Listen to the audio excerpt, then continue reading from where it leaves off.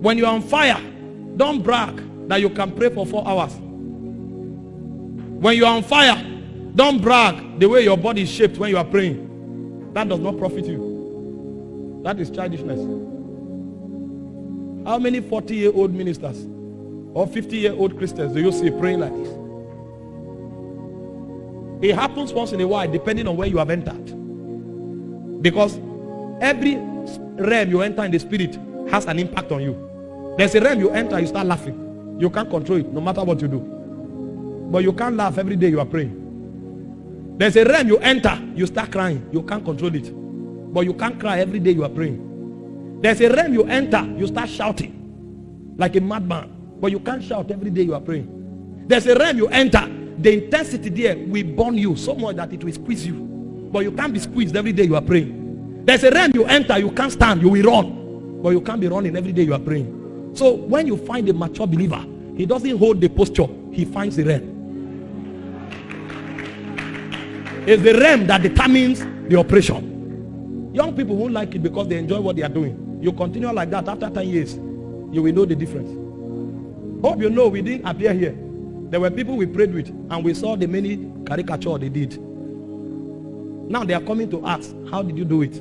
Because when they should learn how it is done, they were wasting their time looking for human applause. Because young people love gymnastics, and so when you are doing it, they say this is a man, this is the man. So when you are looking for fire or when you have fire, don't pursue things that don't have value. Test your fire to the degree that is able to shift demonic influence. When you come to a place, censor that place and find out what the impact of your presence has there. When you have fire, check the weight that your prayer commands. I will not pray for 6 hours and I don't see a vision. It doesn't engender transformation and it doesn't change anything. That's why many people pray. Brings a deaf person, they become humble. Because their prayer only has weight in time. It doesn't have weight in impact. That's why you go to many houses of prayer. People's destinies are wrecked. The teaching ministries that look weak, they are the ones that make men. Because the prayer oftentimes is corrupt by human emotion. Go and find most of the generals and most of the places where great things are happening. They sit them down and teach them truth.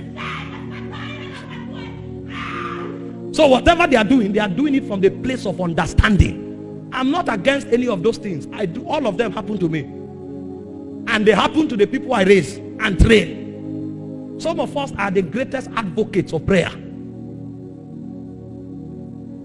But we don't want you to do it wrongly. Because destinies are at stake. Don't do what you enjoy. Do what is right. Because your destiny does not depend on what you enjoy. It depends on what is right. And so when you contact fire, you are able to bring government. Because you can dislodge princes. When you contact fire, your priesthood can create impact. When you contact fire, you have received an inheritance. And over time it will show. When you receive an inheritance in BSU here, a point will come. Everybody will know that you are a man of God.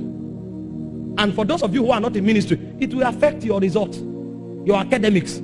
It will affect the level of favor on your life. And then when you come out of the university, that thing will make you stand out. It's an inheritance. And you will not only stand out, anybody you make contact with, it will rub off on him. That is the proof that something supernatural is at work in your life. You can't be struggling and I keep making contact with you and it doesn't affect your status in society. You can't be seeking God and I keep making contact with you and it doesn't affect the authority of God on your life. It means what I'm doing is drama. Because when you come around men like David that had fire, 400 broken men can become warriors. Because there is something supernatural there. There's an inheritance that have been received. And finally, when you have fire, you can bring witness. Now, how do you contact fire? Number one, become a sacrifice. Every time a sacrifice is placed on the altar, the fire falls. These are auto mechanisms of the spirit. And this is most important than what we'll do here this morning. When you find men that are always on fire, it's because they are living sacrifices. You can contact fire and lose it. But when you become a sacrifice, you are burning all your life. So the secret of being on fire unending is to become a sacrifice. Because God responds to sacrifices by fire. Let me show you a few scriptures. 1 Kings 18 verse 38.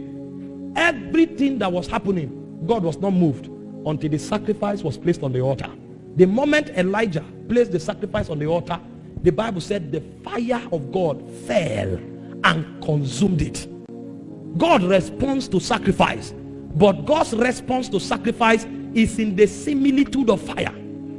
The sacrifice is based on the effect of the fall. He has seen that this man is still suffering loss and marriage won't stop it. And so for the first 35 years of his life, he demands absolute purity and consecration. And so that thing that man is doing will be a burden to his soul. Because everywhere he sees women, his body rises. And so God will tell him that energy that you will meet when you see women, you will bring that energy to the altar. And so that man will discover the only thing that will tame his body is to pray in tongues all night. And so he'll be praying in tongues all night, not because he wants to see a vision, because he wants to tame the body. Now that prayer all night becomes a sacrifice. You will pray like that, your result will not be like that man. Because every time that man stands at night, in order to tame the body in the day, God sees it as honor to him. And that honor becomes a sacrifice on the altar.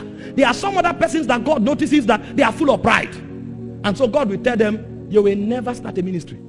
All your life you will serve.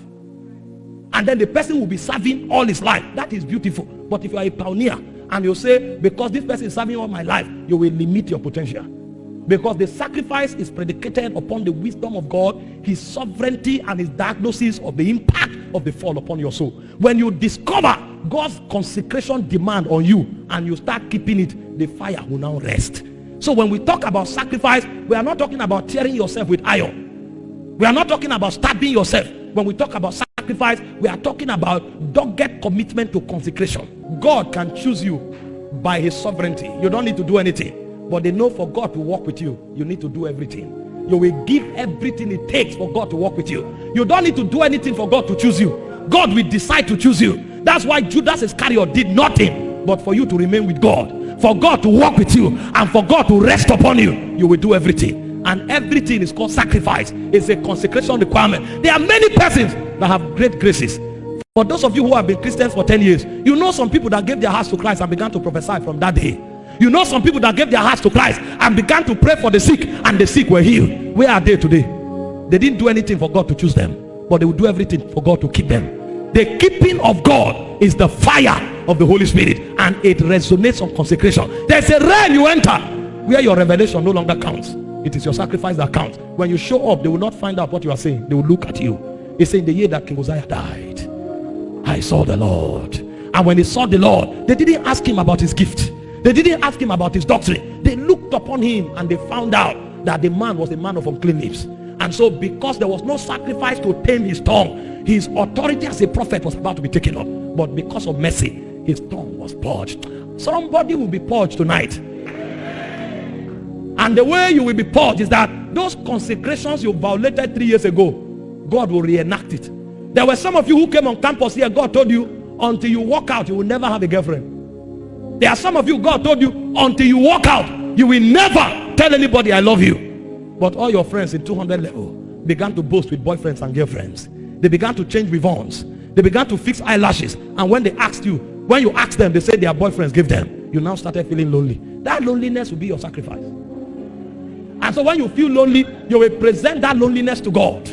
And as you present that loneliness to God, when the oracles of God appear, God will see that as a sacrifice and he will rest upon you. There are many of you here, God told you, you will not cheat.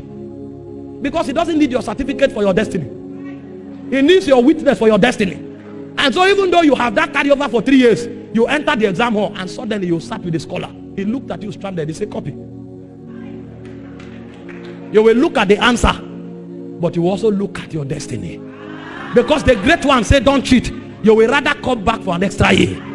You will come back for another extra year. It's either you pay the price to read or you face the shame of failing. But for you to cheat is a sacrifice. You can never try. You want to find out how men become powerful with God. These are the doorways. You don't become powerful with God just by cheaply associating with somebody. You don't become powerful with God simply by doing something that is born out of your senses. You become powerful with God because you pay the price of sacrifice. And when God sees it, he knows that you are dependable. And so the way God validates you to your generation is that he puts his fire upon you. Anything you touch burns. And it is the flame that burns that your generation celebrates. No generation celebrates the face of a man. Every generation celebrates the kind of flame that comes out of you. There are those that carry the flame of purity. There are those that carry the flame of power. There are those that carry the flame of influence. There are those that carry the flame of gifts of the Spirit. God will keep burning upon them, and their generation will surround them celebrating. You want to carry fire, you must make up your mind to accept the demands of sacrifice. It's not time to quit. It's time to refire. God is about to prepare the